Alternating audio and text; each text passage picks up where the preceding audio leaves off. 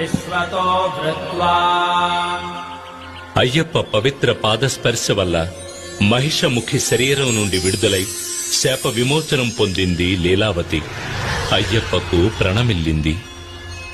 స్వామి, తమ పవిత్ర పాదస్పర్శ చేత నాకు శాప విముక్తి కలిగింది. ఇక నేను తమకే సొంతం. నన్ను స్వీకరించి అనుగ్రహించండి స్వామి. నీ కోరిక నెరవేరదు.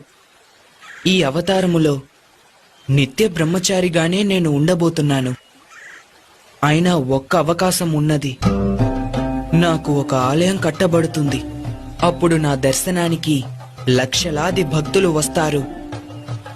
ప్రతి సంవత్సరం నా భక్తుల సంఖ్య పెరుగుతూనే ఉంటుంది. ప్రతి సంవత్సరం కొత్తగా భక్తులు నన్ను మొదటిసారి దర్శించడానికి వస్తారు. ఆ విధంగా ఏ సంవత్సరం అయితే కొత్త భక్తులు ఎవరు రారో అప్పుడు నేను నిన్ను వివాహం ఆడేదను. అంతవరకు ఎదురుచూడు. నా ఆలయానికి సమీపంలో నీకు కూడా ఒక ఆలయం కడతారు.